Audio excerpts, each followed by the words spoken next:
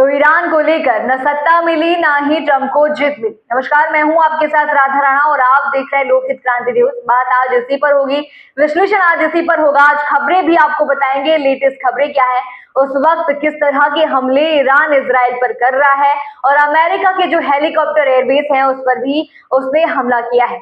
इससे कितनी नुकसान जिसको हुआ है, इस पर सभी जानकारी आपको देंगे। लेकिन विश्लेषण इस बात का कि आज 11वें दिन भी जो ट्रंप की मंशा थी या जो नेतन्याहू की मंशा थी वह पूरी होती कहीं से भी दिखाई नहीं दे रही।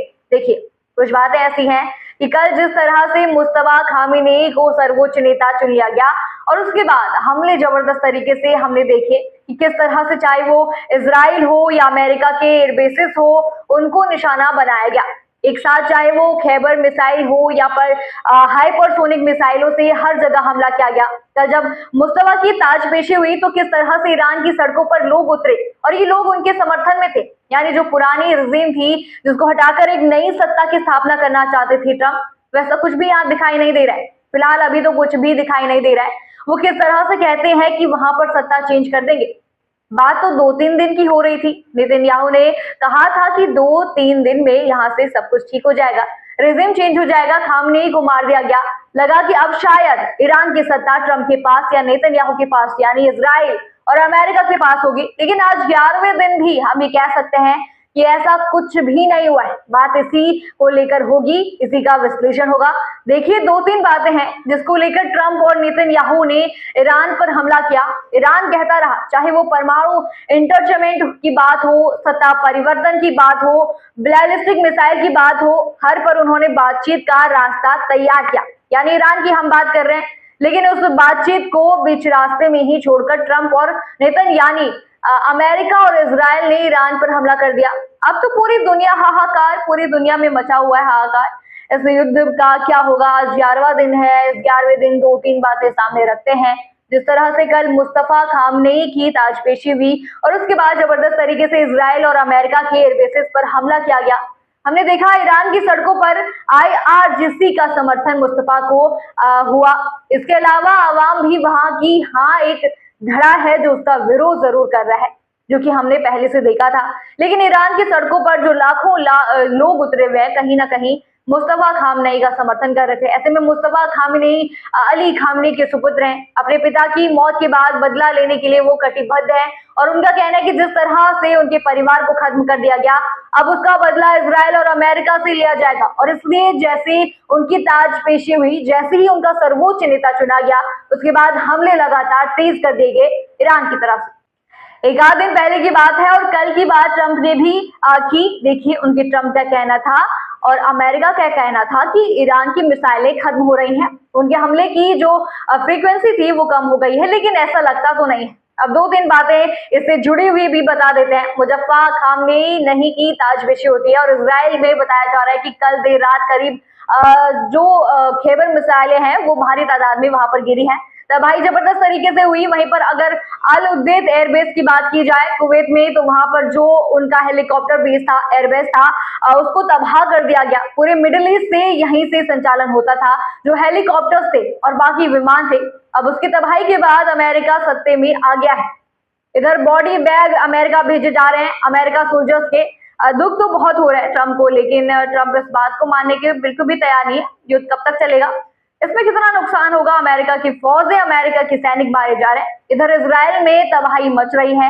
ईरान में तो जो तबाही इन दोनों देशों ने मिलकर मचाई है वो तो सब देख रहे हैं कि वहां पर भी किस तरह से नुकसान पहुंच रहा है। अब आपको बताते हैं कि इस बीच अब्बास अराक्ची का एक और बयान सामने आया है। उन्होंने कहा कि देखिए, ट्रंप का जो प्लान था पूरी तरह से फेल हो गया है और अब ट्रंप को समझ में नहीं आ रहा है कि वह क्या करे। इसी बीच एक खबर ये भी आई है कि खासतौर पर CNN की बात की जाए, जो अमेरिका का ही न्यूज चैनल CNN, उसमें ये खबर दी गई कि देखिए, ट्रंप बातचीत करना चाहते हैं। यानी ट्रंप को अब समझ में नहीं आ रहा है कि वो क्या करे, क्या बातचीत करे, क्योंकि देखिए ये युद्ध तो यहाँ खत्म होने वाला नहीं है। जबरदस्त तरीके से ईरान हमला कर रहा है। अब तो सर्वोच्च नेता के चुन लेने के बाद भले ही अमेरिका कह रहा है कि उनका भी खत्म कर दिया जाएगा, लेकिन अब सर्वोच्च नेता के चुन लेने के बाद ये हमले और भी तेज हो रहे हैं। इधर अगर CNN की बात की जाए, न्यूज चैनल की, तो उन्होंने कहा कि देखिए, ट्रंप चाहते हैं कि बातचीत के मंच पर बैठा जाए, बातचीत की पेशकश की जाए, लेकिन अब ईरान का जो एक फेथ था, एक विश्वास था, वो खत्म हो चुका है। यानी उनको इसमें छल नजर आ रहा है, इसलिए वो बातचीत करने को बिल्कुल भी तैयार नहीं है। बार बार बातचीत कहते हैं कि बातचीत करो और उसके बाद बीच बीच में छुरा घूमने का काम करते हैं, इसलिए बातचीत किसी भी तरह की नहीं होगी, ये ईरान ने स्पष्ट कर दिया। वहीं अरब के भी एक बड़ा प्रतिष्ठित अखबार है, उसने भी इस बात की पुष्टि की है, यानी अब ट्रंप चाहते हैं कि बातचीत हो। कई मुल्कों से उन्होंने ऐसी खबर आ रही है। हालांकि ट्रंप और अमेरिका इस बात को डिनाई भी कर रहा है कि वो किसी तरह की कोई बातचीत नहीं करेगा। अब यहाँ से हमले और भी तेज किए जाएंगे। चलिए, ये तो बस बात थी, बातचीत या फिर हमला क्या होगा। लेकिन जिस तरह से मुस्तफा खामनेई की ताजपेशी हुई है, हमला किया गया ईरान की तरफ से, कहा यह जा रहा है कि अब अमेरिका भी यहाँ से हमला तेज करेगा, तो कहीं ये युद्ध रुकने संभावना कहीं दिखाई तो नहीं दे रही है। अब जो जानकार है, जो डिफेंस एक्सपर्ट है, जो वॉर एक्सपर्ट है, वो बता रहे हैं कि यहाँ से हमले और भी तेज होंगे, चाहे वो अमेरिका की बात की जाए, इजराइल की बात की जाए, और ईरान तो जो अपनी मिसाइलें दाग रहा है, उससे जो कहर बरपा है इस वक्त पूरे अरब देशों में, और अरब देशों में अमेरिका के जो ठिकाने हैं वहां पर वो साफ है। साफ तौर से ये बयान कह रहा है कि अब यहाँ से लड़ाई और भी ज्यादा बड़ी होगी, लंबी होगी, खींचेगी। इधर अब्बास आरक्षण ने कहा है कि अमेरिका 2-3 दिन में युद्ध का जीतने वाला था। सत्ता बदलने की जो उनकी ख्वाहिश थी बहुत धरी की धरी रह गई, लेकिन अब उसने पूरी दुनिया को मुश्किलों में जरूर डाल दिया है, और अब ट्रंप के पास कोई भी प्लान नहीं है। अब ट्रंप करेंगे तो आखिर क्या करेंगे। इस बीच ये भी खबर आ रही है कि अब्बास अरासी ने कह दिया कि अब पूरी दुनिया फंसी सी नजर आ रही है इस युद्ध के बाद। लेकिन सवाल ये उठता है, क्या अमेरिका को इस युद्ध में धकेलने वाला इजराइल है? क्योंकि अब तो सोशल मीडिया पर ये खबर आ रही है कि नेतन्याहू पिछले 4 दिन से नजर नहीं आ रहे, उनके ट्विटर हैंडल पर एक भी पोस्ट नजर नहीं आ रहा, उनके बयान नजर नहीं आ रहे। 4 दिन पहले वो एक अस्पताल में दिखाई दिए थे, लेकिन अब उनका कोई भी अता पता यहाँ पर नहीं है। क्या वो इस वक्त इजराइल में है या फिर कहीं और चले गए हैं? तो इसलिए कहा यह जा रहा है कि ट्रंप ने नेतन्याहू पर विश्वास कर लिया है। लेकिन आप ये समझिए कि खाली एक ये फंसा दिया कर ट्रंप या अमेरिका कोई बचा नहीं है, कि जिसको आप फंसा देंगे या उसको बरगला देंगे, यानी सोचे समझी साजिश के तहत इन दोनों ने ये काम किया। लेकिन अब ये कहा जाए कि शायद ट्रंप फंस गए हैं, अब उनके लिए गले की फांस बन गई है कि किस तरह से इस युद्ध को रोका जाए। तो अब रूस ने भी कह दिया है कि वो इस पर दादागिरी जो है नहीं सहेगा, वो जो तेल दे रहा है वो तेल तो रूस ही देगा। तो लोग ये कह रहे हैं कि किस रूस इस वक्त बड़ी कमाई कर रहा है, रूस के लिए अब एक रास्ता खुल गया है। लेकिन आप ये भी समझिए, रूस ईरान के साथ हमेशा से रहा है, वो सैनिक भले ही अपने ना दे, लेकिन स्ट्रेटेजिकली बहुत ही ज्यादा असर वो ईरान पर उसका असर देखने को मिल रहा है। चाहे वो सैटेलाइट तस्वीरें हो, इंफॉर्मेशन हो, या ईरान के साथ खड़े रहने की बात हो, हर बार रूस ईरान के साथ ही खड़ा नजर आया है। इधर अगर रूस यूक्रेन की बात की जाए, हालात रूस के पिछले 4 साल में काफी ज्यादा खराब हुए, और यूरोपीय मुल्क या फिर अमेरिका की नजर लगातार रूस पर रही है। लेकिन अब वहां से ध्यान हटकर ईरान की तरफ अमेरिका और बाकी यूरोपीय देशों का भी ध्यान चला गया है। इधर जो नुकसान पिछले 4 सालों में रूस को हुआ है, शायद उसके लिए एक अच्छी अपॉर्चुनिटी है अगर रूस सबल होता है यहाँ पर। क्योंकि देखिए, रूस यूक्रेन युद्ध में अगर यूक्रेन की हथियार सप्लाई करता है, नाटो देश जितने थे उन्होंने हथियार सप्लाई किया, इसी वजह से कहा जा रहा है कि अभी तक यूक्रेन जो है वो इस युद्ध में सर्वाइवल किए हुए है, क्योंकि यूरोपीय देश और अमेरिका हथियार दे रहा है यूक्रेन को।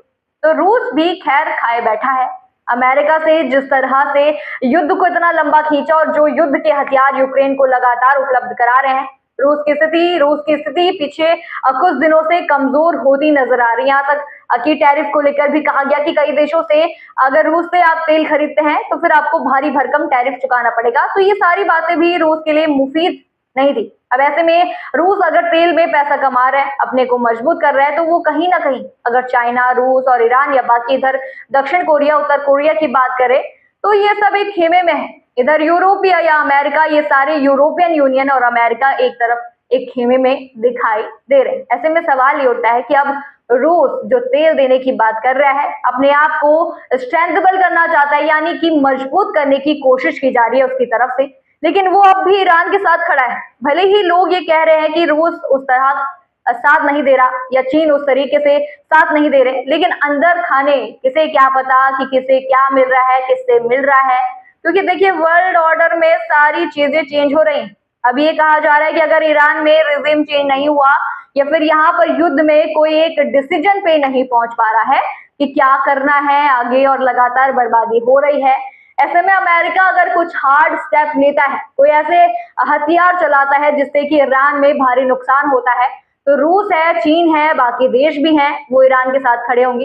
इसलिए कहा जा रहा है कि अगर यहाँ से और ज्यादा युद्ध भीषण होता है तो फिर क्या थर्ड वर्ल्ड वॉर की तरफ आगे बढ़ेगा, क्योंकि सिचुएशन तो यही बयां कर रही।